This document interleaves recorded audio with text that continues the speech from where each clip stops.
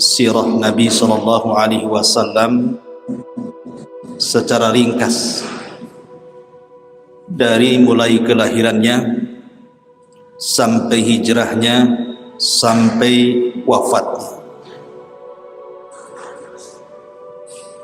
Tentu kalau dijelaskan secara rinci tidak akan selesai, karena betapapun manusia ingin menjelaskan sirah Nabi sallallahu alaihi wasallam, usianya sudah pupus, sirahnya belum selesai. Tetapi kita akan ambil poin-poin terpenting, mengingat bulan Rabiul Awal ini bulan bersejarah. Memang tidak ada ibadah khusus yang diperintahkan Allah di bulan Rabiul Awal, berbeda dengan Ashhurul Hurum yang difirmankan Allah dalam At-Taubah 36, Dzulqa'dah, Dzulhijjah, Muharram dan bulan Rajab. Di situ ada ibadah-ibadah khusus. Tetapi bulan Rabiul Awal itu tidak ada ibadah khusus. Meskipun tidak ada ibadah khusus di bulan Rabiul Awal, tetapi bulan ini bulan bersejarah. Ada 4 sejarah yang terulang di bulan Rabiul Awal. Semua sejarah besar. Pertama, lahirnya Nabi sallallahu alaihi wasallam. Yang kedua, hijrahnya Nabi sallallahu alaihi wasallam. Dan yang ketiga, wafatnya Nabi sallallahu alaihi wasallam. Dan yang keempat, diperselisihkan diangkatnya beliau menjadi nabi dan rasul. Ma'asyiral muslimin yang dimuliakan Allah Subhanahu wa taala, saya minta antum sabar, nanti mungkin agak lama sedikit ya malam ini karena sejarah Nabi cukup panjang, tetapi saya akan ringkas seringkas-ringkasnya. Di dalam Al-Quranul Karim ada 2 surat yang sangat pendek yang antum semua hafal. Pertama suratul Fil, dan yang kedua surah Quraisy. Yakin antum hafal surat ini karena paling pendek. Di dalam suratul Fil, Allah Subhanahu wa taala menggambarkan bagaimana Allah Subhanahu wa taala menghancurkan tentara Abrahatul Asram yang hendak menggempur Ka'bah. Dan Allah Subhanahu wa taala jadikan mereka ka'asfin ma'kul, seperti daun yang dimakan ulat. Tidak ada yang tersisa dari pasukan Abraha kecuali dibinasakan. Adapun yang hidup dan berhasil lari, mereka dikehendaki Allah untuk menceritakan kisah itu, tetapi juga berakhir dengan kebinasaan. Lalu apa tujuan Allah Subhanahu wa taala menghancurkan Abrahatul Asram di sebuah lembah yang disebut dengan Wadin Muhassir? Wad artinya lembah, Muhassir itu pengepungan, lembah pengepungan. Tujuan Allah Subhanahu wa taala menghancurkan Abrahatul Asram, tujuannya adalah li'ila fi Quraisy, ila fihim rihlatash syita'i was-sayf. Tujuannya untuk ilaf. Ilaf itu mempersatukan orang-orang Quraisy yang sebelumnya bercerai-berai. Dengan peristiwa Abrahatul Asram itu orang-orang Quraisy jadi bersatu, dan mereka diberikan nikmat oleh Allah Subhanahu wa taala, 2 nikmat yang sangat besar. Pertama, at'amahum min ju'. Yang kedua, wa amanahum min khauf. Pertama, Allah limpahkan rizkinya sehingga tidak ada orang kelaparan. Yang kedua, Allah berikan keamanan. Ma'asyiral muslimin yang dimuliakan Allah Azza wa Jalla, maka ketika Allah Subhanahu wa taala menghancurkan Abrahatul Asram, ya, karena Abraha tidak mungkin menghancurkan tanah haram, karena tanah haram adalah baladun amin, negeri yang sangat aman, yang Allah Subhanahu wa taala firmankan, wattini wazzaitun wa turi sinina wa hadzal baladil amin. Haram itu negeri aman, dan di situ akan lahir dari seorang wanita yang namanya Aminah. Aminah itu artinya aman. Seorang nabi, penutup para nabi dan rasul, yang membawa keamanan bukan hanya bagi penduduk Mekah, tetapi bagi seluruh manusia. Wa ma arsalnaka illa rahmatan lil alamin. Tidaklah kami utus engkau wahai Muhammad kecuali menebar rahmat. Di mana? Di seluruh semesta alam, jinnya ataupun manusianya. Makanya kalau kita lihat nama-nama yang terlibat di dalam kelahiran Nabi sallallahu alaihi wasallam, pertama tentu ayahnya Abdullah, yang kedua Aminah, yang ketiga Suwaibah maulanya Abi Lahab, kemudian yang keempat Halimah Sa'diyah. Empat orang ini memiliki arti, memiliki makna bagi Nabi sallallahu alaihi wasallam.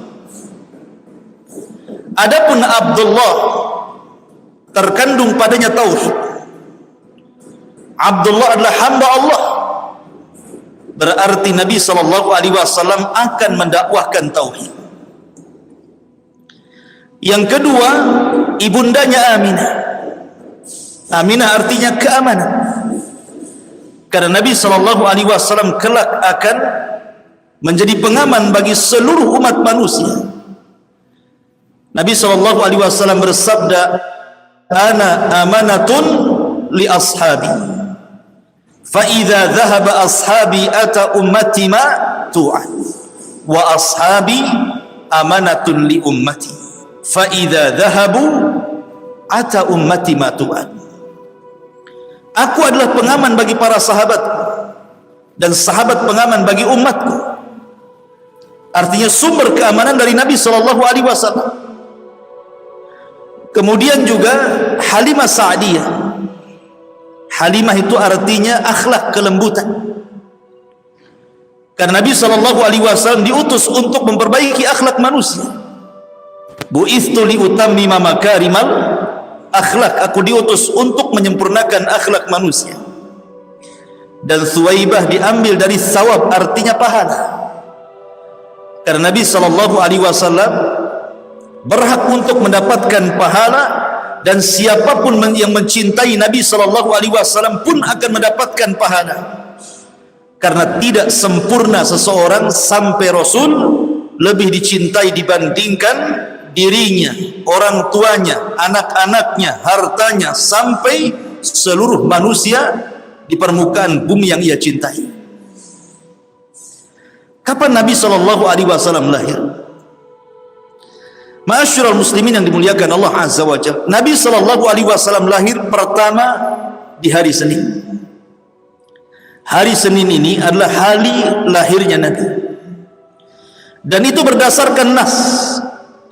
Ketika Nabi sallallahu alaihi wasallam puasa di hari Senin, kemudian Nabi sallallahu alaihi wasallam ditanya, maka Nabi sallallahu alaihi wasallam menjawab, dzakal ladzi wulidtu fihi, itulah hari yang aku dilahirkan padanya. Maka hari Senin adalah hari kelahiran Nabi sallallahu alaihi wasallam, makanya disunnahkan berpuasa hari Senin.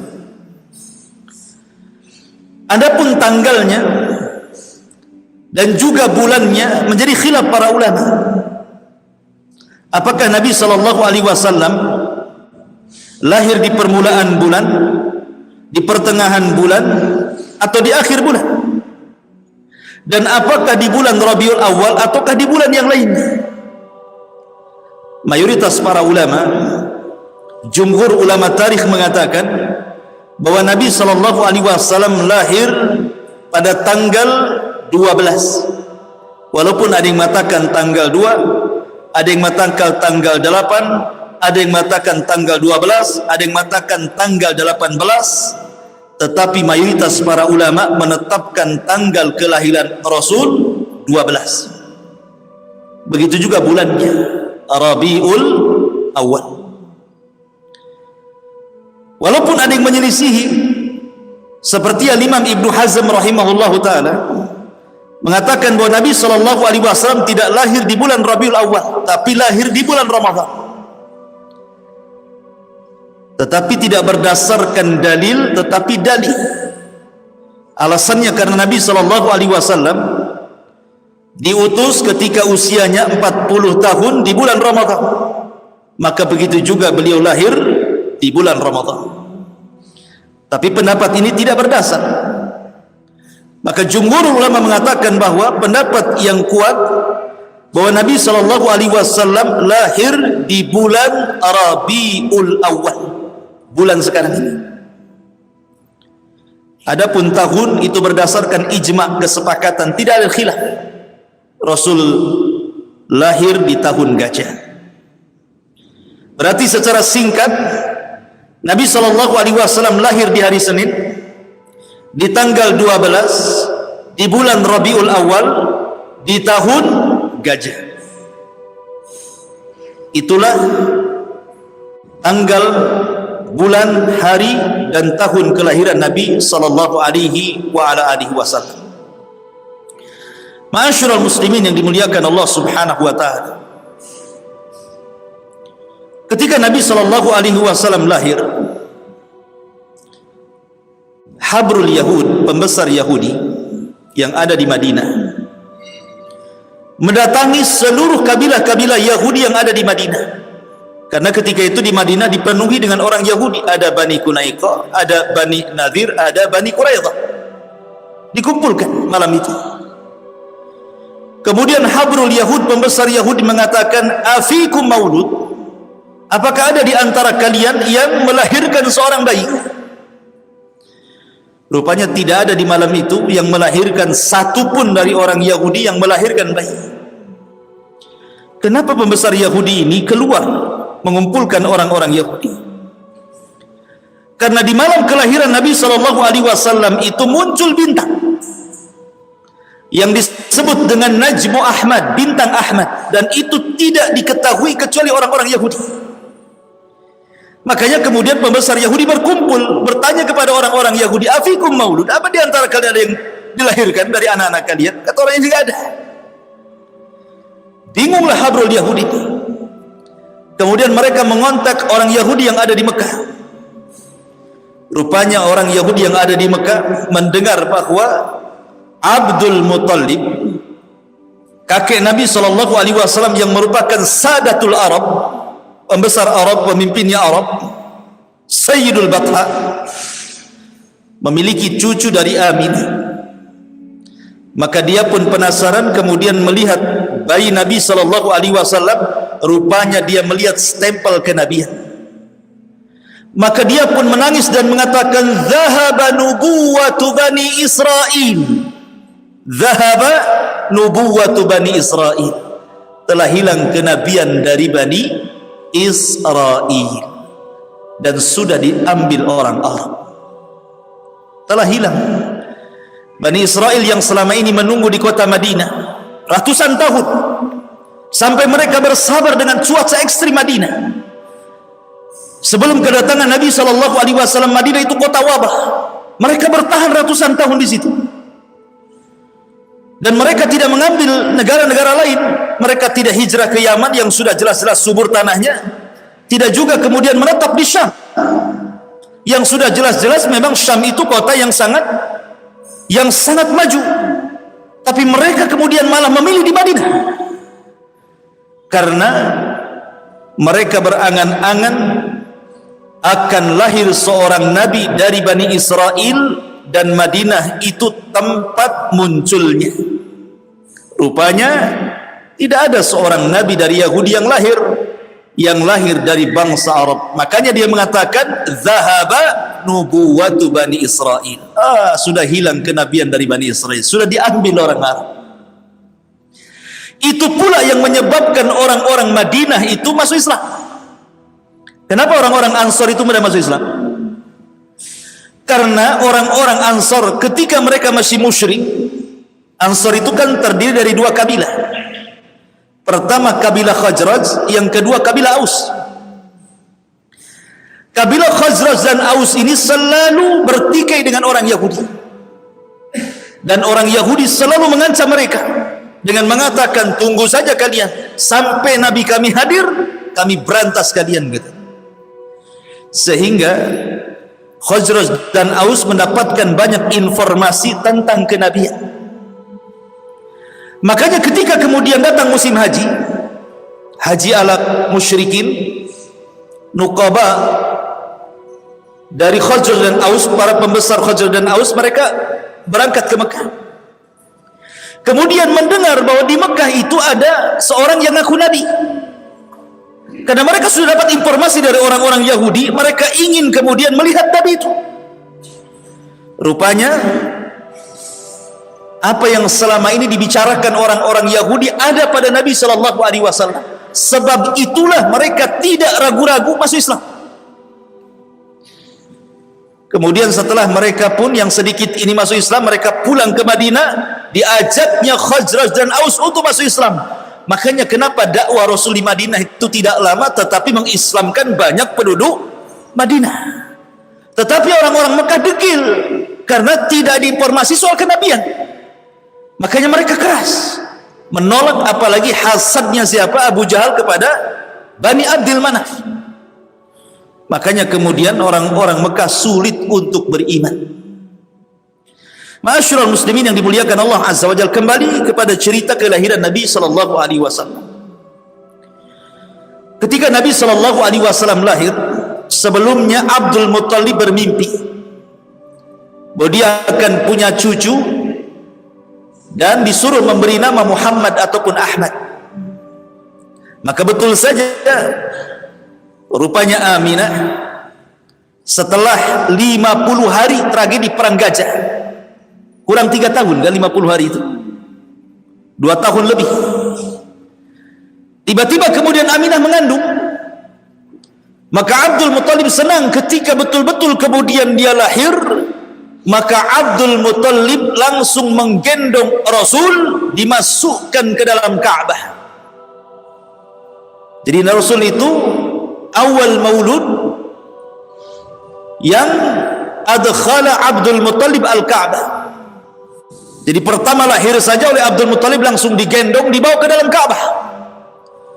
Kemudian dia mengatakan, samaituhu Muhammadan, ku beri nama anak ini Muhammad ataupun Ahmad dalam Al-Quran. Kenapa? Tafa'ul. Karena tafa'ulan artinya nama itu kan doa. Mudah-mudahan bayi ini banyak dipuji manusia. Makanya jangan sembarang kasih nama. Kasih nama itu yang benar. Nama anaknya siapa Pak? Jupiter, komputer, itu bukan. Nama itu yang benar. Abdullah, ya, Abdurrahman, Muhammad, nama salah seperti nama Nabi. Ma'asyiral muslimin yang dimuliakan Allah Azza wa Jalla, selang beberapa waktu datanglah maradi. Karena kebiasaan orang-orang Arab itu, mereka kalau punya bayi tidak disusui sendiri ibunya. Jadi orang-orang kota itu supaya anaknya sehat, karena kalau hidup di kota banyak penyakit. Kemudian anaknya tidak terdidik, kemudian bahasanya kacau, kemudian kesehatannya terganggu. Makanya anak-anak orang kota, Rasul itu lahir di kota. Rasul itu lahir di kota. Tidak ada nabi yang dari desa. Semua nabi itu orang kota. Bukan berarti merendahkan desa, tidak. tapi semua nabi orang kota. Nah, Nabi SAW itu terlahir yatim. Karena Abdullah ketika safar ke Madinah terkena huma Yathrib, terkena wabah Yathrib. Mungkin di zaman sekarang macam corona. Karena Madinah dahulu itu penuh dengan wabah sebelum masuknya Rasul ke Madinah. Tapi setelah hijrahnya Nabi SAW ke Madinah, hilang wabah itu. Makanya disebut Madinatun Thayyibah, Madinah yang baik, tidak ada wabah lagi. Lah Nabi SAW akhirnya terlahir yatim karena Abdullah meninggal karena wabah. Dan Rasul itu seyatim-yatimnya anak yatim, karena ketika brojol saja dia tidak melihat ayahnya, karena ayahnya meninggal ketika Rasul 6 bulan dalam kandungan Aminah. Dari sini Allah Subhanahu wa taala firmankan, "Wadduha wal laili idza saja ma wadda'aka rabbuka wa ma qala", sampai kepada wa wajadaka yatiman fa'awa. Kami dapati engkau Muhammad dulu yatim, fa'awa, Allah yang melindungimu. Kalau Allah yang melindungi siapapun, tidak mungkin terlantar bayi itu, karena Allah menjamin dengan melindunginya. Maka siapapun yang dilindungi Allah tidak akan terlantar. Walaupun Nabi itu diasuh dari tangan ke tangan, tidak pernah terlantar hidupnya. Tiba-tiba kemudian datang maradi, orang-orang yang menawarkan untuk menyusui bayi dari kampung-kampung, dari kabilah-kabilah Badui. Datanglah kabilah dari Bani Sa'idah. Ketika seluruh orang melihat Nabi SAW, tidak ada yang mau mengambil. Alasannya yatim, kemudian fakir. Kalau saya mengambil anak ini, kemudian saya susui, saya rawat, saya jaga, dapat apa saya?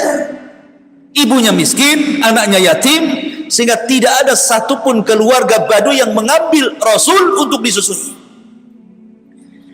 Rupanya ada satu orang yang telat datang, namanya Halimah Sa'diyah, orang paling miskin di desanya. Itu pun membawa atan, pakai unta yang kurus sekali. Lama jalannya kalau unta kurus itu, sehingga dia paling terakhir datang. Ketika seluruh kawan-kawannya, tetangga-tetangganya sudah mendapatkan bayi yang dibawa pulang ke kabilahnya, sudah tidak ada bayi lagi kecuali Rasul SAW. Mikir Halimah sudah yatim, miskin pula, tapi kemudian suaminya memastikan gak apa-apa, bawa saja anak ini, mudah-mudahan ada berkah. Akhirnya kemudian Halimah pun setuju, setuju untuk membawa Nabi SAW. Dibawalah Nabi SAW ke kabilah Bani Sa'diyah, ke rumah Halimah Sa'diyah. Subhanallah, ketika Halimah membawa gadis itu, membawa Nabi itu, bayi itu, Nabi SAW betul-betul berkah. Malamnya mereka itu sudah lelah, namanya dari perjalanan jauh, berhari-hari kan, menuju kota, apalagi miskin, tidak punya makanan. Tiba-tiba ketika mereka mengambil bayi Nabi SAW, subhanallah, kambing yang dibawanya, orang-orang dulu kan kalau bawa bekal kan bawa kambing, ya, kalau lapar disembelih, karena makanan pokoknya orang Mekah itu daging kambing. Beda dengan Madinah, kurma. Tapi makanannya orang Mekah walaupun daging kambing tidak mengakibatkan kolesterol, darah tinggi dan stroke. Beda kambing Batam, apalagi kambing Tamiang, ya langsung ke Tamiang lah habis makan tuh. Kenapa kemudian kambing-kambing di sana itu kalau dimakan, pagi makan kambing, siang makan kambing, malam makan kambing, sehat? Karena ada doa berkah dari Nabi Ibrahim. Ketika Ibrahim alaihi salatu wasallam berkunjung ke rumah Ismail, kemudian istri keduanya setelah menceraikan istri pertama, Ismail punya istri lagi satu, istrinya soleha. Kemudian dihidangkan kepada Ibrahim air putih Zam-zam, kemudian daging kambing. Ibrahim mengatakan, Allahumma barik li ta'amihim wa syarabihim. Ya Allah, berkahi air ini Zam-Zam. Ya Allah, berkahi daging ini. Sejak itu Zam-Zam menjadi berkah, daging kambing pun jadi berkah. Tapi di sana, bukan di sini. Di sini ATB tidak berkah, apalagi kambingnya. Coba saja kalau nggak percaya, 1 bulan antum makan kambing pagi, siang, sore, pagi, siang, sore. Apa nggak naik tensinya? Ya. Masyarul muslimin yang dimuliakan Allah Azza. Jadi orang dulu itu kalau safar ya bawa kambing, karena itu makanan pokoknya masalahnya. Lah kambing-kambingnya kurus. Ketika Nabi SAW sudah di pangkuan Halimah, tiba-tiba susunya kambing itu gemuk-gemuk dan bisa diperah. Dan mereka bisa minum dari susu itu. Malam itu semua tertidur nyenyak. Baik suaminya, Halimahnya, kemudian bayi yang disusuinya. Kan orang yang menyusui harus punya bayi dia. Kalau nggak punya bayi nggak keluarin susunya. Dan ketika Nabi SAW hendak disusukan sebelah kiri, tidak mau dia. Mau disusukan ke sebelah kiri, tidak mau, tetap sebelah kanan. Kenapa? Karena Rasul tahu bahwa sebelah kiri milik saudara sepersusuannya. Kecil-kecil tahu hak orang tuh. Itu masih bayi tahu itu hak orang, tidak mau. Kita udah tua-tua main hambat aja hak orang, ya kan? Tak peduli. Ya. Masyarul muslimin yang dimuliakan Allah Azza wa Jalla. Akhirnya kemudian Halimah pun langsung keesokan harinya menunggang atan unta yang kurus kering itu. Subhanallah, unta walaupun kurus kering, ketika Rasul berada di atas tunggangan itu, unta itu kuat. Bahkan yang sudah saudara-saudaranya, satu kabilah itu yang sudah 3 hari pulang, 4 hari pulang, rupanya bisa dikejar dengan unta kurus itu, dan dia pula yang pertama sampai di kabilahnya. Nah, itu berkah pertama itu. Yang dirasakan siapa? Halimah Sa'diyah. Dan membawa Nabi SAW. Dan Nabi itu saat kelahiran senang orang, termasuk Abu Lahab. Abu Lahab itu senang sekali dengan kelahiran Rasul. Saking senangnya dengan Rasul, maka Suwaibah dimerdekakan dia budaknya itu. Lah Suwaibah ini pun termasuk yang menyusui Nabi setelah Aminah, Suwaibah, kemudian Halimah. Jadi 3 wanita yang pernah menyusui Nabi. Ibunya sendiri Aminah, kemudian budaknya Abu Lahab, Suwaibah yang dimerdekakan, kemudian yang terakhir Halimah Sa'diyah. Dibawa ke Bani Sa'diyah. Setelah 2 tahun, kan menyusui cuma 2 tahun, tidak lewat dari 2 tahun kan. Dalam Al-Quran kan kamilah ini cuma 2 tahun sempurna. Kemudian setelah itu dibalikan kepada Aminah, karena Aminah takutnya namanya 2 tahun sudah selesai menyusui, takut dicari-cari ibundanya. Tetapi Aminah takut kalau seandainya Nabi SAW ada di pangkuannya dan dia masih usia 2 tahun terserang penyakit atau wabah yang ada di kota Mekah, takut terserang penyakit. Maka dikembalikan lagi sama Halimah Sa'diyah, sudahlah rawat lagi aja lah. Akhirnya dibawa lagi, dan senang hati Halimah. Kenapa? Karena sudah tahu berkahnya. Karena selama berada di pangkuan Halimah itu, kambing-kambingnya gemuk gitu ya. Kemudian juga Bani Sa'diyah diguyur hujan, kemudian juga tumbuh-tumbuhannya subur-subur. Jadi memang Rasul membawa berkah bukan bagi keluarga Halimah saja, tapi bagi kabilahnya Sa'diyah gitu. Senanglah kemudian Halimah dibawa lagi ke kabilah Sa'diyah. Masalahnya ketika di usia 6 tahun terjadi kejadian yang membuat khawatir Halimah Sa'diyah.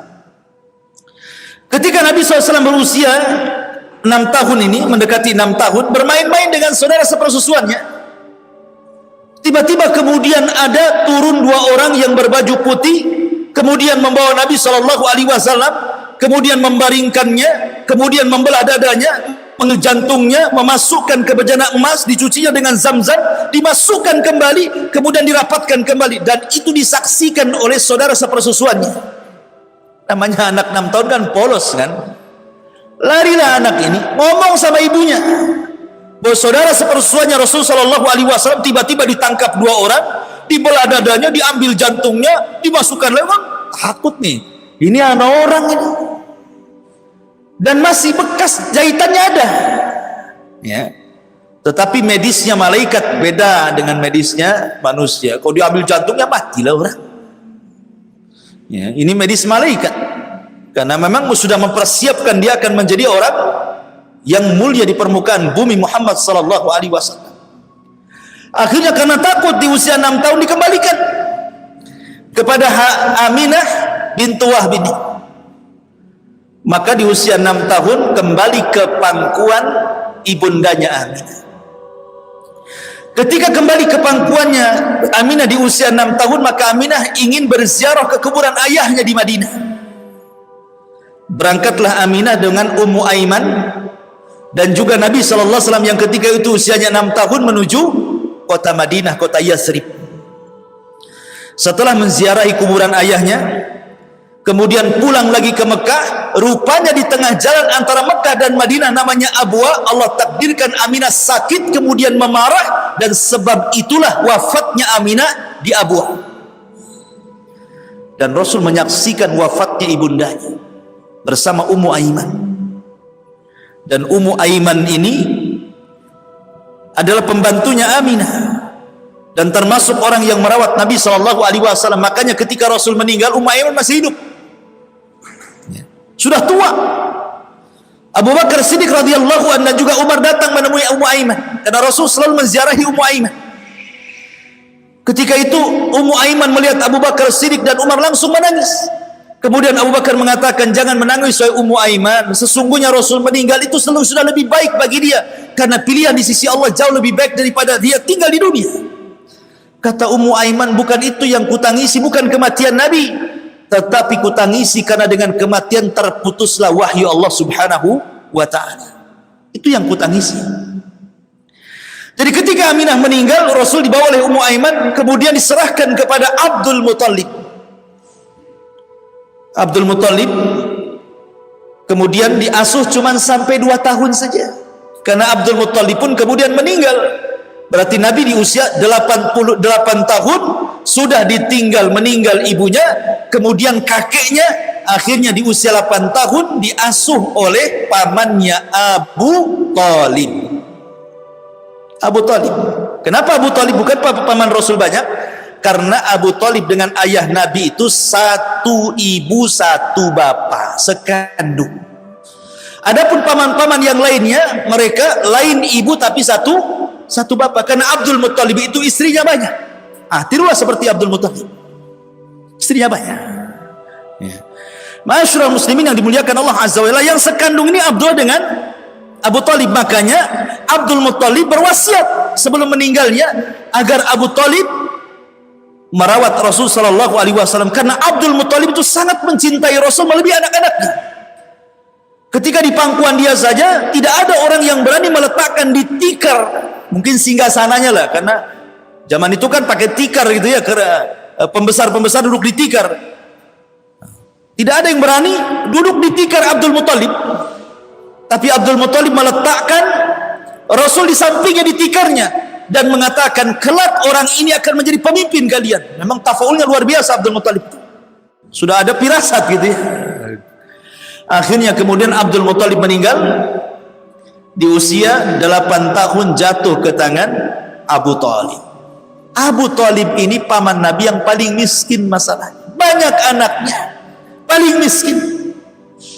Tetapi walaupun demikian Abu Talib paling sayang dengan Nabi dari seluruh anak-anaknya. Subhanallah. Itulah jaminan Allah Subhanahu wa ta'ala, wa wajadaka yatiman fa'awah. Allah dapati engkau yatim dan Allah akan menjagamu. Dan kalau siapapun yang dijaga Allah, tidak mungkin Allah sia-siakan. Maka Rasul tetap mendapatkan kasih sayang sejak dari ibundanya, kemudian ibu susuannya, sampai kepada kakeknya, sampai kepada pamannya. Abu Talib sudah bukan orang lain, anak seperti anak kandung. Luar biasa sayangnya Abu Talib kepada Nabi SAW. Maka Rasul akhirnya hidup di rumah Abu Talib sampai menikah. Luar biasa, sampai menikah di rumah Abu Talib. Makanya setelah menikah dan dia jadi orang kaya, Rasul tidak mau melupakan kebaikan Abu Talib. Diambillah salah satu anak Abu Talib untuk ikut di rumahnya, namanya Ali bin Abi Talib, jadi anak angkat Nabi. Satu rumah dengan Rasul, Khadijah, Ali dan Zaid budaknya, sebagai balasan kebaikan. merawat anaknya Abu Talib. Ma'asyiral muslimin yang dimuliakan, tumbuhlah Nabi SAW umur 9 tahun, 10 tahun, 11, 12 tahun. Sudah 4 tahun Nabi SAW berada di rumah Abu Talib. Di sini Abu Talib, kebiasaan orang-orang Mekah ingin melakukan safar. Safar dalam rangka rihlatash syita'i was saif. Syita ke Yaman, saif ke Syam. Jadi di musim dingin ke Yaman, di musim panas ke Syam, karena Yaman dekat. Makanya kalau musim dingin jauh-jauh kan bahaya. Ya, kalau musim panas kan tidak masalah, ke Syam jauh-jauh pun, berbulan-bulan di Syam. Jadi Abu Talib tidak tega meninggalkan Rasul, walaupun hendak dititipkan kepada Abbas pamannya yang lain, tapi hatinya Abu Talib tidak tega. Sehingga akhirnya terpaksalah dibawa Nabi SAW sekalian diajari untuk berniaga. Di usia 12 tahun tuh, bayangkan melakukan safar yang jauh ke Syam, yang kalau naik unta itu 1 bulan. Maka diajaklah Nabi SAW menuju Syam. Banyak kafilah-kafilah yang bolak-balik mondar-mandir dari Mekah ke Syam, mondar-mandir itu setiap tahunnya. Tetapi di Syam itu, di perbatasan, ada seorang namanya Buhaira Rahib, seorang padri dari padri-padri Yahudi yang tinggal di perbatasan Syam. Dia diusir dari kaumnya karena terlalu keras, Buhaira Rahib itu, sehingga dia menyendiri dari kaumnya. Lah setiap ada kafilah, ya biasa aja, nggak mereka begitu. Tetapi ketika dia melihat tanda-tanda yang selama ini dia pelajari dari kitab-kitabnya, dia baca dari kitab-kitab lamanya, bahwa akan lewat di hadapannya seorang nabi, maka dia terus memperhatikan kafilah-kafilah itu. Sampai akhirnya ketika melihat kafilah Abu Talib, dihentikan sama Buhaira Rahib itu. Kemudian diajak makan, tumben-tumbennya dia ngajak makan. Kemudian diajak makan, dijamunya Abu Talib dan rombongannya. Ketika itu Nabi SAW perintahkan untuk menjaga kafilah untanya. Kemudian Buhaira Rahib mengatakan, adakah yang tersisa dari engkau? Kata Abu Talib, ada, anakku namanya Muhammad, dia sedang menjaga unta. Kata Buhaira Rahib, panggil anak itu kemari, makan di sini. Akhirnya ketika melihat Nabi SAW, Buhaira itu langsung terperanjat. Apalagi kemudian melihat tanda-tanda kenabian yang ada di bahunya. Maka langsung Buhaira bertanya kepada Abu Talib, ini anak siapa? Kata Abu Talib, ini anak saya. Kata Buhaira Rahib, bohong. Anak ini tidak punya bapak dan tidak punya ibu. Kok tahu? Ya karena baca kan ya. Orang-orang Yahudi itu mengenal Nabi yang akan lahir lebih mengenal dibandingkan anak-anak mereka. Ya'rifunahu kama ya'rifuna abna'ahum. Makanya Abu Talib akhirnya ngaku, ya, dia bukan anakku tapi anak dari saudaraku. Dari situ kata Buhaira Rahib, tahukah engkau ya Abu Talib, anak ini akan menjadi sejarah dunia dan akan jadi nabi. Sebaiknya kau jangan meneruskan perjalanan ke Syam. Sebab kalau orang-orang Yahudi Syam mengetahui dia calon nabi, pasti dibunuh karena hasadnya mereka. Rupanya nabi mereka yang ditunggu-tunggu bukan dari Bani Israel, orang Arab pula. Bisa dibunuh anak ini, bawa balik. Karena yang ngomong tokoh, Abu Talib takut lah kan itu kan. Kalau ngomong orang biasa mikir deh, ini yang ngomong Buhaira Rahib, seorang rahib besar kan itu. Akhirnya Abu Talib pun tidak jadi membawa Nabi ke Syam, balik lagi ke Mekah di usia 12 tahun. Maka Abu Talib hanya berdagang tanpa Nabi SAW. Lah ketika Nabi SAW di usia 12 tahun inilah, maka Nabi SAW berusaha mencari pekerjaan. Karena memang rata-rata pekerjaan orang miskin, orang susah di zaman itu ya jadi penggembala kambing. Cari orang kaya yang banyak kambingnya, kemudian dirawat kambingnya, kemudian ngambil upah dari hasil rawatannya.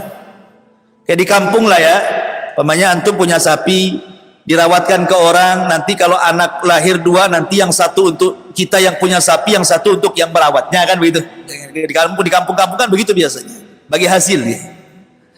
Maka Nabi SAW bekerja kepada para orang-orang kaya yang banyak kambingnya. Makanya Nabi mengatakan, ma min nabi illa wara'al ghanam. Tidak ada satupun Nabi kecuali penggembala kambing. Pernah menjadi penggembala kambing. Lah ketika Nabi menjadi penggembala kambing, inilah masyhur akhlak Nabi. Mulai terkenal akhlak Nabi sejak Rasul menjadi penggembala kambing. Dikenal kejujurannya, dikenal amanahnya, dikenal akhlaknya. Karena di usia remaja, seusia Nabi SAW itu, kalau di zaman jahiliyah, mereka terbiasa minum khamar, terbiasa main perempuan, terbiasa maksiat kepada Allah Azza wa Jal, terbiasa ngomong ucapannya kotor-kotor gitu ya. Tapi Nabi SAW tidak pernah mendekati sebagaimana gaya hidup anak-anak remaja di zaman itu. Rasul tidak pernah memegang botol khamr, Rasul tidak pernah mencaci maki, Rasul tidak pernah mengeluarkan kata kotor, Rasul tidak pernah berzina, Rasul tidak pernah maksiat gitu ya. Dia hanya sibuk dengan kambingnya. Maka mulailah terkenal akhlaknya Rasul di saat itu. Ketambah-tambah ketika musim kawin, musim menikah gitu kan. Kan banyak acara-acara walimah di mana-mana, walimatul arus itu. Ya kayak kita juga lah, walimatul arus itu kan kalau zaman dulu ya pakai organ tunggal, kalau nggak nyewa organ tunggal nggak sah kayaknya. Harus nyewa organ tunggal dulu ya. Harus ada minumannya, malamnya judi gitu ya. Kalau orang-orang dulu itu.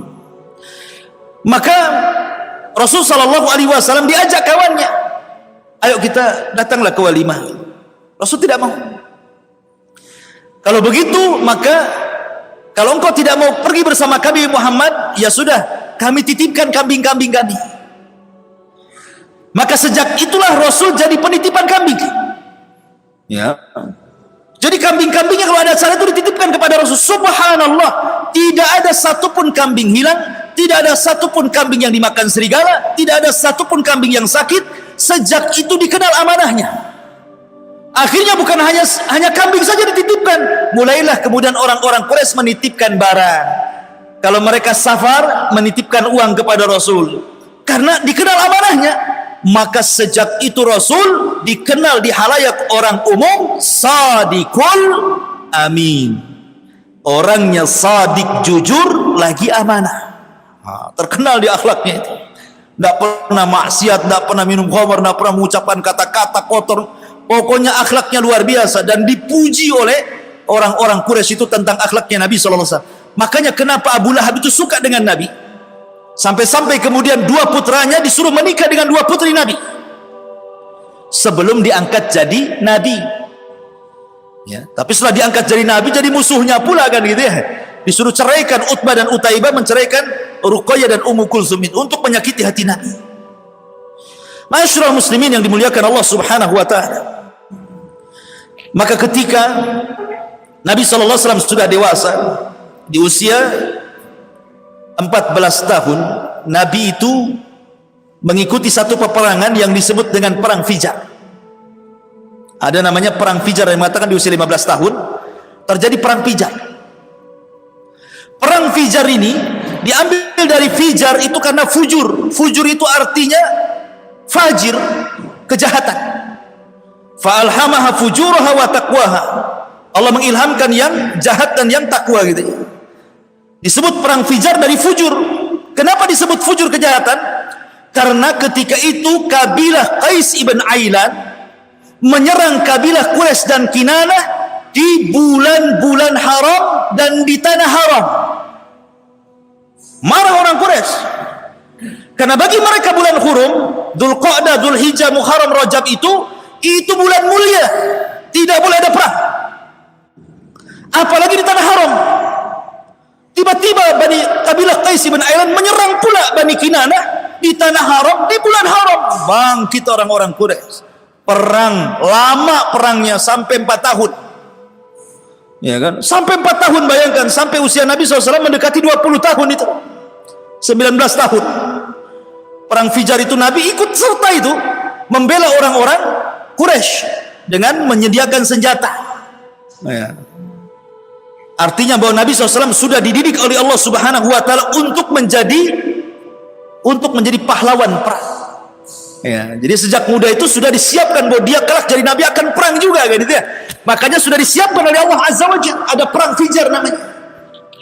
Lah, setelah kemudian perang Fijar ini, selang beberapa waktu setelahnya bersusul ada tragedi namanya Hilful Fudul namanya. Apa Hilful Fudul itu? Hilful Fudul itu artinya, hilf itu sumpah. Fudul itu artinya melampaui kewenangan, itu disebut fudul. Kalau orang banyak ucapan, banyak ngomong itu namanya fudulul kalam, banyak ngomong. Tetapi yang dimaksud mencampuri kewenangan orang karena ketika itu ada orang yang dizalimi. Sebenarnya bukan urusan kabilah Quraisy, bukan.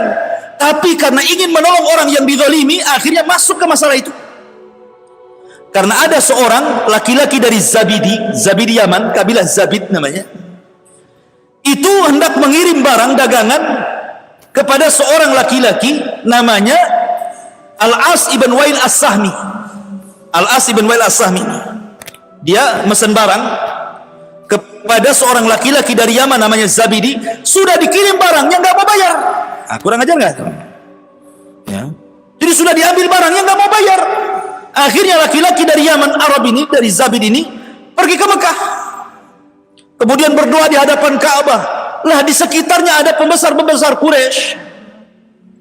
Maka ketika mendengar doanya karena dia merasa dizalimi, bangkitlah tokoh-tokoh Quraisy membela anak muda ini dari kabilahnya Al-As ibn Wail As-Sahmi itu.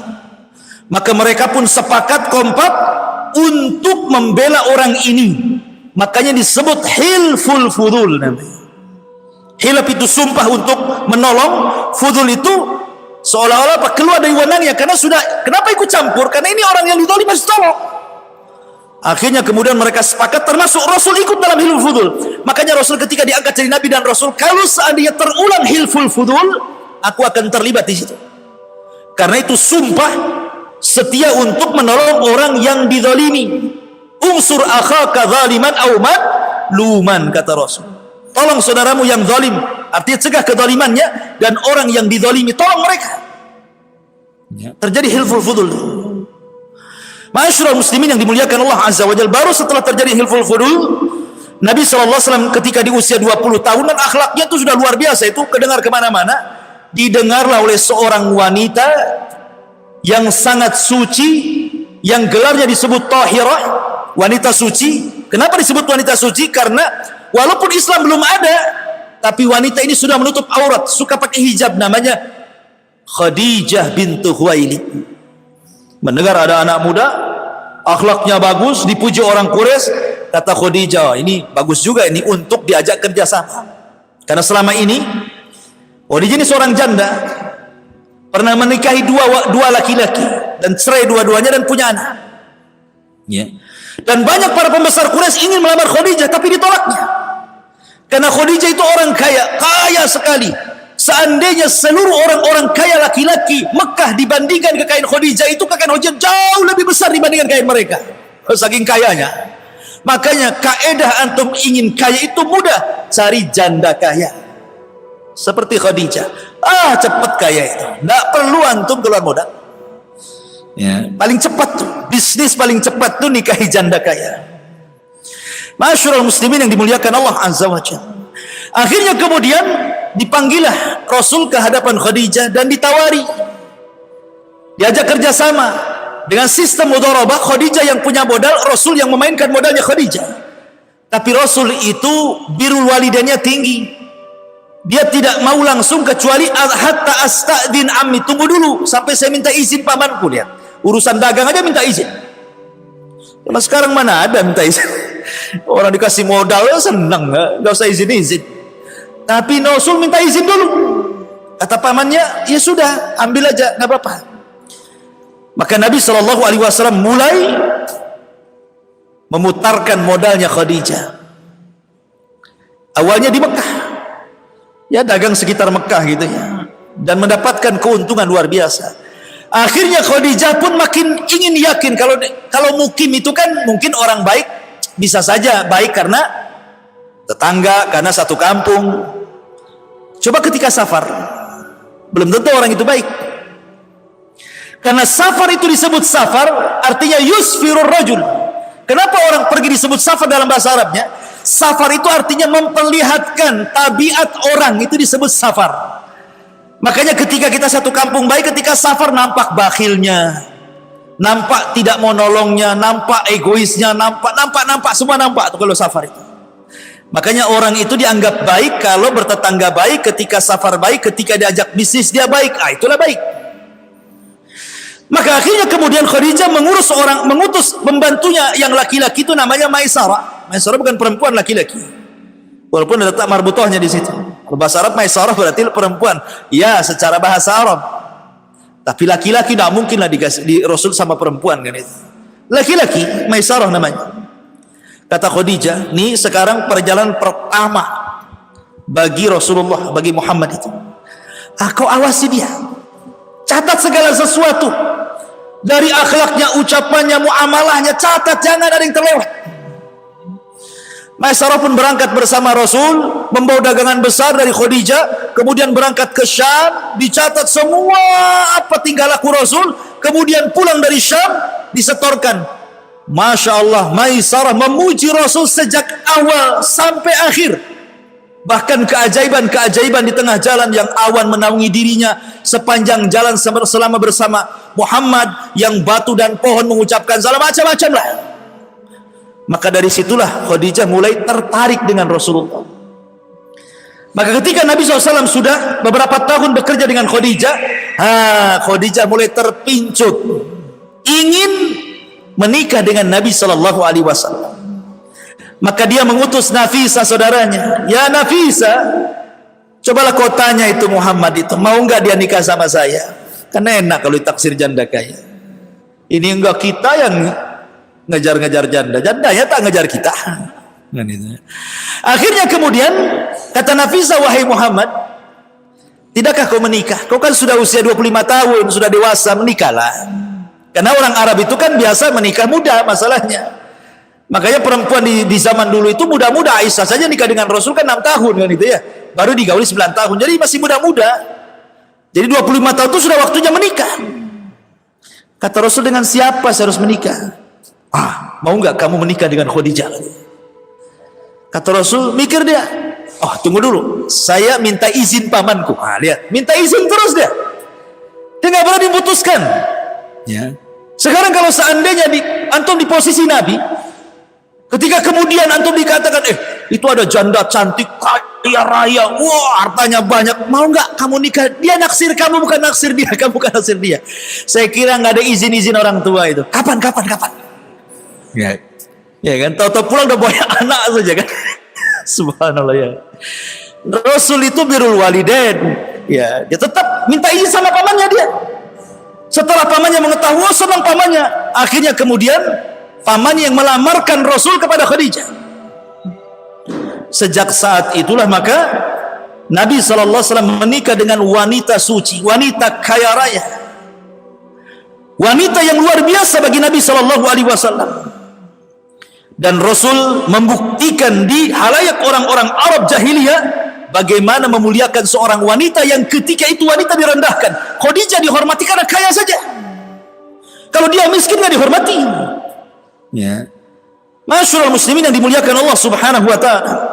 Maka resmilah Rasul menikah dengan Khadijah dengan mahar yang luar biasa, dengan menyembelih 10 ekor unta sebagai walimahnya dan membagi-bagi kepada fuqara wal masakin. Walimah antum pakai apa? 1 ekor kambing, 2. Ini 10 unta sembelih. Kadang-kadang nasi kotak pula walimah. Masyaallah muslimin yang dimuliakan Allah Subhanahu wa taala. Akhirnya kemudian setelah menikah dengan Khadijah, maka Nabi SAW diserahkan oleh Khadijah. Karena Khadijah kan sudah lama Rasul bekerja sama dia, kan tahu akhlaknya, tahu muamalahnya, tahu kebaikannya. Maka Khadijah 100% yakin dengan Rasul. Ketika sudah menikah saja, dia menyerahkan seluruh kekayaannya, seluruh bisnisnya kepada Nabi SAW. Luar biasa. Anda nggak yakin kalau antum dapat janda kaya, diserahkan hartanya, itu nggak yakin. Karena nggak yakin sama antum masalahnya. Nanti nikah lagi antum. Masyaallah muslimin yang dimuliakan Allah Azza wa Jalla. Artinya bahwa Khadijah yakin betul dengan Nabi, diserahkan semuanya. Murni Khadijah menjadi ibu rumah tangga. Dan subhanallah, Allah karuniakan kepada Rasul banyak anak dari Khadijah.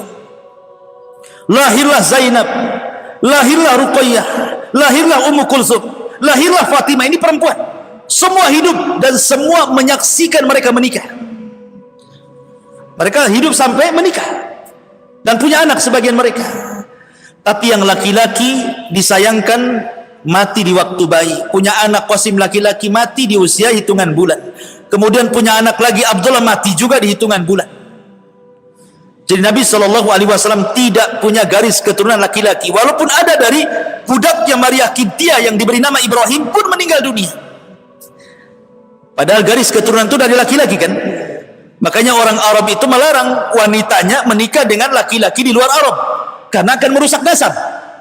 Tapi kalau laki-lakinya suka-suka dia lah, mau nikah sama orang Batam, mau nikah sama orang Garut, sama terserah. Karena nasab ke bapak semua, ya kan? Tetapi Nabi itu bukan bapak bagi anak-anaknya. Maka Muhammadun aba ahadin min rijalikum, walakin Rasulullah wa khataman nabiyyin. Rasul itu bukan bapak bagi anak-anaknya saja, tapi Rasul itu bapak bagi seluruh umatnya. Makanya istri Nabi disebut Ummul Mukminin, ibunya orang-orang yang beriman. Berarti Nabi Masyaallah muslimin yang dimuliakan Allah Azza wa Jalla. Setelah kemudian menikah dengan Khadijah dan dia memainkan perannya seorang bisnismen, maka makin kaya. Disitulah Rasulullah SAW akhirnya berjumpa dengan Abu Bakar, berjumpa dengan Utsman, berjumpa dengan Abdurrahman bin Auf, berjumpa dengan para pembisnis hebat, ulung-ulung itu. Karena Rasul juga orang kaya, pembisnis juga, sehingga mereka kadang safar bersama ke Syam, safar ke Yaman.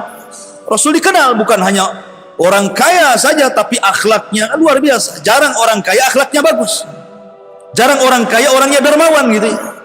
Nabi itu luar biasa terkenal akhlak dan juga kekayaannya. Lah ketika Nabi sudah di puncak suksesi loh, kesuksesan dia, di puncak kesuksesannya, di usia ya sekitar 37 tahun. Ya, sebelumnya Rasul juga pernah menyatukan bangsa Arab ketika Ka'bah roboh kan. Ya, kemudian setelah dibenahi, perang nih, orang-orang ribut dengan Hajar Aswad. Siapa yang meletakkan nih Hajar Aswad nih? Kata kabilah ini saya, kata kabilah ini saya. Akhirnya ditengahi. Sebaiknya yang meletakkan batu ini, tunggu siapapun yang datang dari pintu sebelah sana, maka dia yang berhak. Rasul datang dari pintu itu. Ya. Akhirnya Nabi SAW dengan kecerdasannya, sudahlah ambil kain, letakkan batu di tengah kain, kalian pegang satu-satu di ujung-ujung kain, kan sama-sama ngangkat namanya. Disatukan kabilah-kabilah itu. Ya. Dan dulu Masjidil Haram bukan Masjidil Haram namanya. Ya. Dulu juga Masjidil Aqsa bukan Masjidil Aqsa namanya. Dulu namanya Al-Bait. Masjidil Aqsa disebut Baitul Maqdis. Sejak turun surah Al-Isra itulah Subhanalladzi asra bi abdihi lailan minal masjidil haram ilal masjidil aqsa. Sejak itulah Al-Bait disebut Masjidil Haram dan Baitul Maqdis disebut Masjidil Aqsa. Ya, sejarahnya seperti itu. Nah, Nabi SAW akhirnya karena sudah kaya sekali gitu, tetapi melihat akhlak orang-orang Arab ini bejat masalahnya. Dia tidak tenang hidupnya. Melihat orang-orang masyarakat jahiliyah suka mabuk, suka zina, suka makan bangkai, ya, memutus silaturahim, macam-macam lah kan. Jadi Rasul berpikir gitu ya. Maka Nabi SAW mulai ingin tahanut, ingin menyendiri. Di usia 37 itu dia mulailah ke Mina, kadang-kadang 1 bulan di Mina, kadang-kadang 1 bulan di Muzdalifah, sampai akhirnya ketika usianya 40 tahun tepat di bulan Ramadan, Nabi menemukan tempat yang sangat tinggi sekali, yang Mekah nampak dari atas. Namanya Gua Hira. Rupanya ketinggian Gua Hira itu memiliki makna hissi wa maknawi. Artinya hissi bahwa Nabi berada di ketinggian, bahwa dia akan menjadi orang yang paling tinggi di seluruh bangsa Arab. Dan secara maknawi dia akan menjadi seorang Nabi yang akan memimpi bukan hanya bangsa Arab, tetapi seluruh bangsa-bangsa di dunia. Disitulah Rasul di bulan Ramadan selama 1 bulan tinggal di Gua Hira. Khadijah bolak-balik ngantar makan. Maka ketika tanggal, ada yang mengatakan 27 Ramadan, ya, karena Al-Quran turun itu di akhir 10 akhir Ramadan. Keliru ada orang yang mengatakan nuzulul Quran itu tanggal 17. Karena tanggal 17 itu tidak ada Lailatul Qadar. Lailatul Qadar itu kalau tidak tanggal 21, 23, 25, 27, 29. Antara itulah Quran turun. Walaupun ulama yang merojekkan 27 kan, 27 Ramadan itu. Anggaplah Rasul di tanggal 27 Ramadan, artinya sudah 27 hari Rasul dalam gua itu.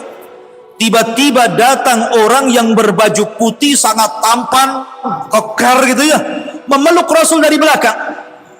Kemudian membisikkan, "Iqra ya Muhammad. Iqra ya Muhammad." Rasul ini tidak bisa baca tulis, maka ini mengatakan ma'ana biqari, ma'ana biqari. 3 kali disuruh Iqra, dia nggak bisa. Akhirnya mulailah ditalkinkan oleh orang ini dan mengatakan, "Iqra bismi rabbikal ladzi khalaq, khalaqal insana min 'alaq, Iqra wa rabbukal akram alladzi 'allama bil qalam, 'allamal insana ma lam ya'lam." 5 ayat pertama surah Al-Alaq turun. Ketika itulah Rasul resmi diangkat jadi nabi. Baru 3 bulan setelahnya diangkat jadi Rasul dengan turunnya surah Al-Mudaththir 5 ayat. Karena surat yang pertama turun itu Al-Alaq, itu nomor 1. Nomor 2-nya Al-Mudaththir. Nomor 3-nya Nun. Nomor 4-nya Muzammil. Nomor 5-nya Al-Fatihah. Nomor 6-nya Al-Lahab. Baru surat-surat terus sampai selesai. Ya. Ma'asyiral muslimin yang dimuliakan Allah Azza wa Jalla. Jadi ketika Nabi SAW kemudian sudah dinobatkan jadi Nabi dengan turunnya surah Al-Alaq 5 ayat pertama ini, maka Nabi SAW pun pulang.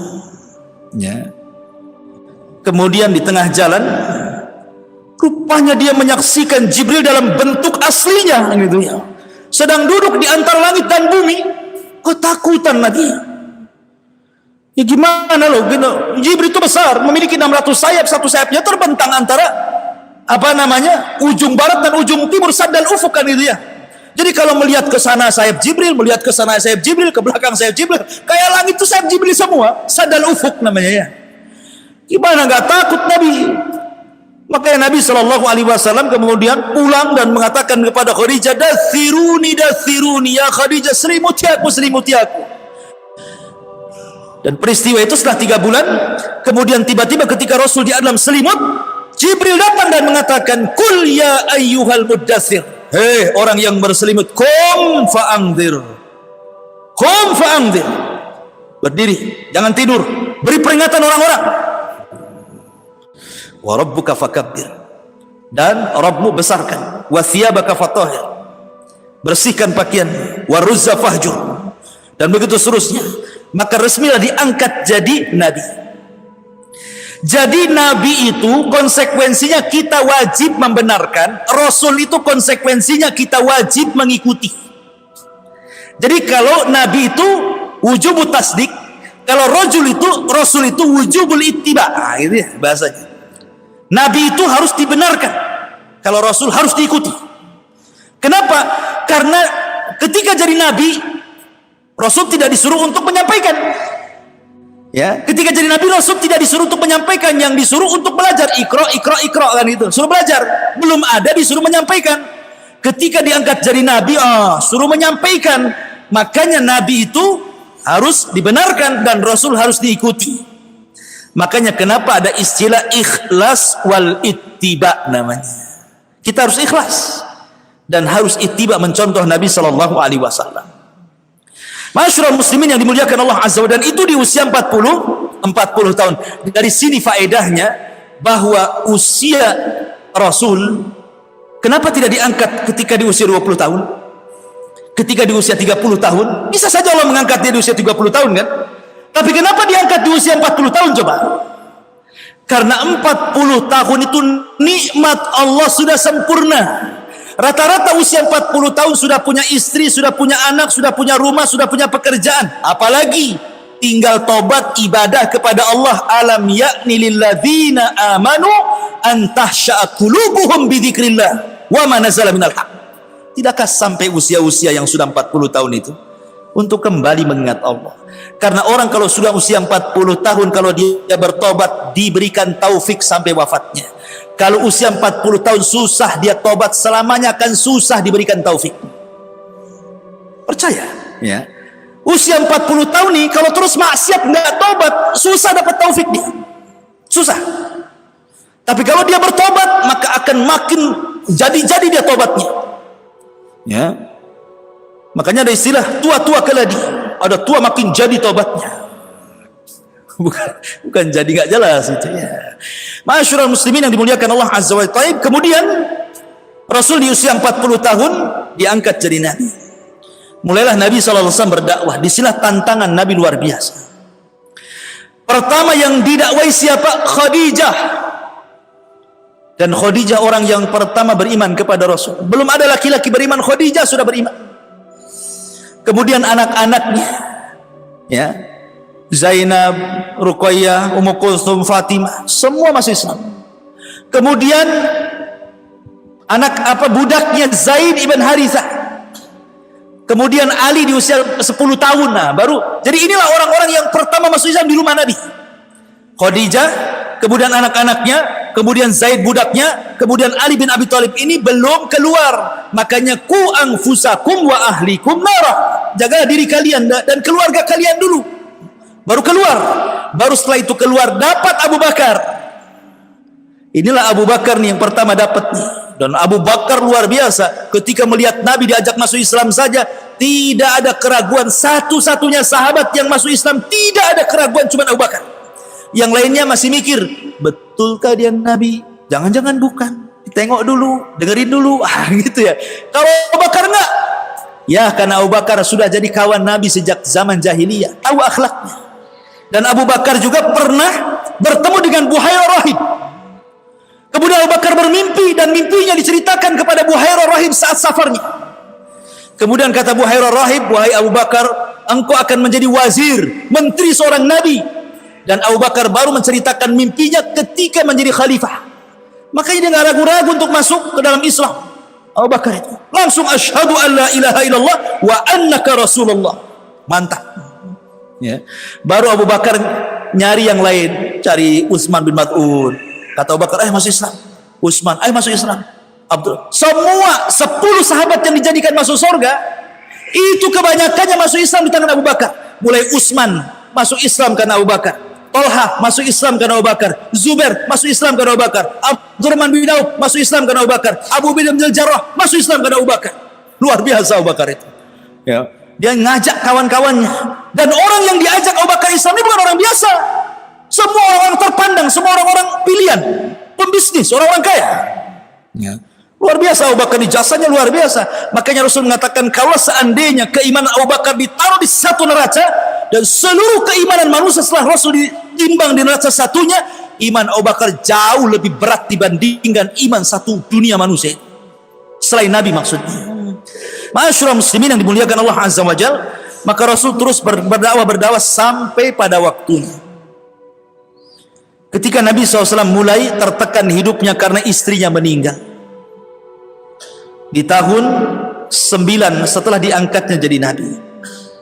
Kemudian disusul pula dalam tahun yang sama, pamannya pula meninggal, Abu Thalib, yang selama ini mendukung dia, membela dia walaupun dia kafir. Mulailah Nabi SAW, ancaman dakwahnya makin, akhirnya dia ke Taif, diusir pula di Taif. Ketika pada tahun antara 10-11 Hijriah, 10-11 sebelum hijrah atau tahun setelah diangkatnya jadi Nabi dan Rasul, maka Allah menghibur Nabi SAW dengan peristiwa Isra dan Mi'raj. Di tahun ke-10 dimatakan 11 Hijrah, setahun sebelum hijrah. Disitulah Nabi SAW disyariatkan sholat. Dan sholat yang pertama di Mekah dilakukan sholat duhur. Adapun di Madinah sholat asar di Masjid Nabawi. Ya, jadi pertama sholat yang dilakukan Rasulullah sholat duhur. Tapi di Masjid Nabawi ketika Rasul sampai saja, ada yang mengatakan sholat Jumat, ada yang mengatakan sholat asar. Ya. Maka Nabi SAW akhirnya diperintahkan sholat kepada umatnya, tapi belum ada perintah sholat berjamaah. Baru setelah Nabi SAW di usia dakwahnya 13 tahun, Allah mengizinkan untuk hijrah. Inilah bagian kedua yang terjadi di bulan Rabiul Awal, hijrah Nabi. 12 hari Rasul safar hijrah. Ketika sampai kota Madinah tepat di hari Senin tanggal 12 bulan Rabiul Awal tahun 13 setelah diangkatnya menjadi Nabi dan Rasul. Jadi hari sama, tanggal sama, bulan sama, tahun yang berbeda. Ya. Tanggalnya sama. Lahirnya Rasul hari Senin, sampainya hijrahnya Rasul hari Senin, wafatnya Rasul juga hari Senin. Kemudian tanggalnya juga sama, 12 Rabiul Awal. Sampainya Rasul juga 12 Rabiul Awal, wafatnya Rasul juga 12 Rabiul Awal. Tahunnya yang berbeda, yang satu tahun gajah, yang satu tahun 13 setelah diangkat jadi Nabi dan Rasul sebelum hijrah, yang satu tahun 11 Hijriyah. Jadi kalau kita globalkan, wafatnya Rasul hari Senin tanggal 12 bulan Rabiul Awal tahun gajah, hijrahnya Rasul sampai di Madinah hari Senin tanggal 12 bulan Rabiul Awal tahun 13 sebelum hijrah setelah diangkatnya jadi Nabi dan Rasul. Wafatnya Rasul hari Senin tanggal 12 bulan Rabiul Awal tahun 11 Hijriyah. Itu baru hafal tuh yang gitu-gitu ya. Ini kalau antum catat sudah hafal, udah banyak angka, banyak nama, banyak tempat. Kalau suruh ulang lagi nggak yakin saya hafalnya. Nggak apa-apa, dengarkan saja. Ini sejarah Nabi penting. Ketika Nabi SAW sudah hijrah, ini yang hijrah ini ikhwan, yang terlibat dalam hijrah yang paling berjasa itu keluarga Abu Bakar. Pertama yang berjasa Abu Bakar, yang kedua anaknya Asma, yang ketiga anak laki-lakinya Abdurrahman, yang keempat pembantunya Abdullah ibn Uraikid. Ini 4 orang berjasa dalam perjalanan hijrah. Pertama Abu Bakar, karena yang mendanai semua hijrah Rasul Abu Bakar. Kedua Asma. Asma inilah yang membawa makanan saat Rasul bersembunyi di Gua Sur. Tadi Gua Hiro, sekarang Gua Sur. 3 hari untuk mengelabui orang-orang musyrik seolah-olah Rasul sudah berjalan di jalan Madinah, padahal dia masih sembunyi di Gua Sur di Mekah. Yang ngasih makan Asma. Bayangkan Asma ini harus meregang nyawa loh ya. Kalau ketahuan bisa dibunuh dia. Ya, tapi dia tetap mengantar makanan untuk abinya, bapaknya dan Nabi. Kemudian Abdurrahman sebagai informan, ngasih informasi gerak-gerik orang-orang yang ada di Mekah ini. Nanti kalau sudah dapat kabar langsung dia sembunyi-sembunyi datang ke gua ngasih tahu Nabi, ngasih tahu Bakar. Kemudian yang ketiga Abdullah ibn Uraikid, dia pura-pura menjadi pengembala kambing di bawah gua. Nanti kalau ada musuh, dia kasih tanda-tanda, kasih sinyal-sinyal. Ini kan luar biasa. Memang sudah dihitungkan matang-matang kan strategisnya kan. Makanya kenapa Rasul itu ketika hijrah disebut akhtarul hijrah, sebahaya-bahaya hijrah. Kenapa? Karena Nabi kalau sampai ditangkap kemudian dibunuh, selesailah, tidak ada lagi Nabi. Makanya luar biasa, lebih bahaya dibandingkan Ibrahim ketika hijrah dari Irak ke Syam, lebih bahaya Lut ketika hijrah dari Irak ke Palestina, lebih bahaya Rasul dibandingkan hijrahnya Musa dari Mesir ke Palestina. Maka Rasul itu akhtarul hijrah, sebahaya-bahayanya hijrah. Ya. Di perjalanan Nabi SAW banyak peristiwa yang dijelaskan. Pertama, Nabi SAW sampai di bukit namanya Bukit Suraqah, karena di situ Rasul terkejar oleh Suraqah ibn Malik. Makanya nanti daerah itu sampai sekarang disebut Bukit Suraqah, karena Suraqah sampai di situ mengejar Nabi. Suraqah ibn Malik itu cuman sendiri dia masalahnya.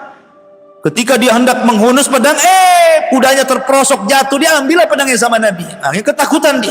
Diajak masuk Islam nggak mau, tapi Suraqah dijanjikan, wahai Suraqah, kata Rasul, maukah kamu kalau engkau masuk ke agamaku, engkau akan dipakaikan dari pakaian Kisra nanti kelak, katanya.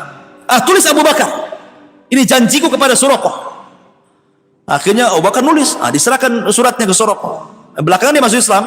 Kemudian dia pulang ke Mekah, ketemu dengan pasukan. Kata Suraqah, nggak ada, saya sudah nyusul ke sana, nggak ada Abu Bakar, nggak ada Muhammad, ke tempat lain katanya. Selamat Nabi. Ya. Akhirnya kemudian setelah terus jalan, ketemulah dengan Ummu Ma'bad. Karena kehabisan bekal Rasul dengan Abu Bakar, pusing cari orang. Rupanya di tengah padang pasir ada tenda, rupanya ada seorang wanita tua, suaminya nggak ada. Rasul minta dijamu tapi nggak ada yang bisa diminum. Dia punya kambing kurus, perempuan, Nggak punya anak, gimana? Kambing kalau bersusu kan punya anak, ini nggak punya anak, gimana mau bersusu kan? Tapi mujizatnya Rasul, langsung diusap kambingnya, tiba-tiba susunya gemuk-gemuk, diperah sama Rasul, dapatlah banyak tuh susunya. Keajaiban Rasul, mujizat namanya. Antum walaupun ngelus-ngelus 100 kali nggak akan keluar itu, karena bukan, antum tidak punya mujizat. Ya, Ma'asyiral muslimin yang dimuliakan Allah Azza wa Jalla. Akhirnya kemudian kata Rasul, "Ishrab ya Abu Bakar." Minum wahai Abu Bakar. Kata Abu Bakar, "Bal anta shrab ya Rasulullah." Bahkan engkau yang minum. Bahkan engkau yang minum wahai Rasul. Kata Rasul, akhirnya Rasul minum. Setelah minum 1 kali diberikan kepada Abu Bakar. "Bal ishrab ya Rasulullah." Minum lagi wahai Rasul, minum lagi. "Bal ishrab ya Rasulullah." Minum lagi. Apa kata Abu Bakar? "Lamma ra'aitun nabiyya sallallahu alaihi wasallam yashrab, thumma yashrab, thumma yashrab hatta rawaitu," katanya. Ketika aku melihat Rasul minum, kemudian minum, kemudian minum, hilang dahagaku, katanya. Aneh. Orang lain yang minum, dia hilang dahaga. Kalau kita lagi ngelak nih, ya kan, antum lagi haus ngelak gitu ya, tengok ada minum es itu, ayo kelak. Kapan ini orang ini ngasih es sama saya? Kan begitu ya. Ini aneh kita Abu Bakar ini melihat Nabi minum, kok hilang dahaganya? Kenapa? Saking senangnya. Begitulah orang yang disenangi. Orang kalau sudah cinta itu, subhanallah ikhwan, bisa gila orang itu kalau cinta. Makanya ada namanya Laila Majnun, kan itu ya. Antum pernah dengar cerita Laila Majnun? Laila nama perempuannya, Majnun nama laki-lakinya. Maka disatukan Laila Majnun. Ini si Majnun ini kalau datang di malam hari senang. Kenapa? Karena malam bahasa Arabnya apa? Lailun, berarti pacarnya ada di malam hari. Kalau datang siang nggak suka dia, karena bahasa Arabnya siang itu naharun, nggak menyebut pacarnya. Jadi kalau malam hari senang, kenapa? Datang Laila. Jadi suatu ketika si Majnun ini berburu, dia lapar, berburu dia, betul-betul ingin cari makan, ambil busur, ambil panah, masuk ke hutan, ada lah di itu menjangan itu. Teman-teman menjangan itu kijang, ya. Di panah itu kena, ya. Akhirnya ditangkap. Ketika mau disembelih, diperhatikan matanya. Kok matanya sama dengan mata Laila, katanya.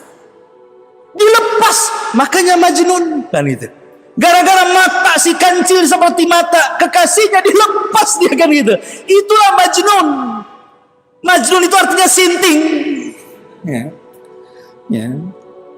Ma'asyiral muslimin yang dimuliakan Allah Azza wa Jalla. Jadi orang kalau sudah cinta itu bisa gila. Bisa nggak terasa apapun gitu. Lihat kecintaan Abu Bakar kepada Rasul itu kan luar biasa gitu. Karena saking senangnya Rasul itu hilang apa hausnya, dia pun jadi hilang sendiri hausnya.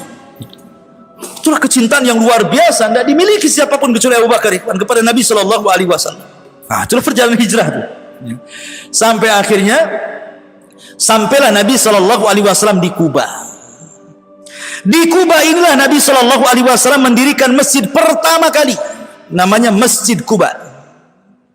Kemudian Nabi SAW ketika itu lewat di sebuah kabilah bertepatan dengan hari Jumat, maka Rasul pun melaksanakan Jumat pertama di situ. Sebenarnya sebelumnya sudah ada Jumat. Sebelum Rasul melaksanakan Jumat di Madinah sudah pernah dilaksanakan Jumat, jumlahnya 40 orang. Makanya kenapa dalam mazhab Syafi'i sholat Jumat itu harus 40 orang. Kalau tidak, maka tidak sah Jumatnya. Karena Jumat yang pertama, kalau nggak salah As'ad ibn Zurarah yang diutus Nabi Shallallahu Alaihi Wasallam ke Madinah gitu kan. Kemudian diarahkan nanti kalau hari Jumat kau sholatlah Jumat di sana. Maka kemudian As'ad ibn Zurarah ini melaksanakan sholat Jumat pertama di Madinah sebelum Rasul datang ke Madinah. Dan jumlahnya 40 orang. Makanya dalam mazhab Syafi'i sholat Jumat itu harus 40 kan? Tidak boleh lebih. Boleh lebih tapi tak boleh kurang. Kalau kurang mereka sholat duhur lagi. Tidak sah dianggapnya. Karena berpatokan dengan Jumat yang dilakukan pertama kali jumlahnya 40 orang. Ya. Kuat dalilnya sebenarnya. Ya, ada dalilnya 40. Lantum yang membolehkan di bawah 40 mana dalilnya? Hah? Yang membolehkan di bawah 40 itu mana dalilnya coba? Ini dalilnya 40 loh ya. Ma'asyiral muslimin yang dimuliakan Allah Azza wa Jalla. Jawab sendiri. Kita sedang menjelaskan sejarah bukan fikih. Baik. Kemudian setelah Nabi SAW sampai di Kuba, kemudian melaksanakan Jumat juga di situ yang kedua kalinya setelah sahabat, kemudian baru mengarah ke kota. Setelah sampai kemudian di kota, Rasul pun membangun masjidnya dan juga rumahnya. Maka masjid yang kedua dibangun Masjid Nabawi. Ya, yang pertama Masjidil Haram, pahalanya luar biasa. Antum sholat di Masjidil Haram itu sama satu kali sholat di sana 100.000 kali sholat di Muhajirin. Maka gitu ya. Antum sholat sekali saja sholat duhur di sana, berarti sama dengan sholat duhur di Muhajirin ini 100.000 kali sholat duhur di sini. Maka itu. Makanya sayang kadang-kadang saya ini heran orang yang umroh haji diperbanyak jalan-jalan di sana itu. Umroh memang sebentar saja 2 jam selesai kelar umroh itu. Loh kenapa visanya 10 hari gitu kan? Jalan-jalan. Dan nggak mikir sholat satu kali sholat di Masjidil Haram itu sama dengan 100.000 kali sholat kan? Coba kok dia pakai sholat terus berapa banyak tuh pahalanya tuh? Di Masjid Nabawi kurang 500 kali sholat. 1.000 kali sholat, afan. Baru di Masjid Al-Aqsa 500. Ini 100.000, yang 100.000, yang 1.500 kan? Makanya Masjidil Haram itu kenapa Rasul sayang dengan tanah haram ketika hijrah saja dia nangis. Sampai mengatakan tidak ada tanah yang lebih baik dari engkau wahai tanah haram. Kalaulah bukan karena kaumku mengusirku, ngapain aku harus pergi dari sini, kata Rasul. Saking cintanya dengan tanah haram. Masyarul muslimin yang dimuliakan Allah Azza. Intinya bahwa Rasul kemudian membangun masjid. Lah di sana Nabi SAW mulai menggerakkan dakwah di kota Madinah. Terjadi banyak peperangan. Umrah Nabi SAW sampai 4 kali. Kemudian mulai mempersaudarakan Muhajirin dan Ansar. Bla bla bla bla, banyaklah kisahnya. Sampai ketika Nabi SAW di usia 63 tahun tepat di hari Senin, tanggal 12 bulan Rabiul Awal tahun 11 Hijriah, maka Nabi SAW meninggal dunia.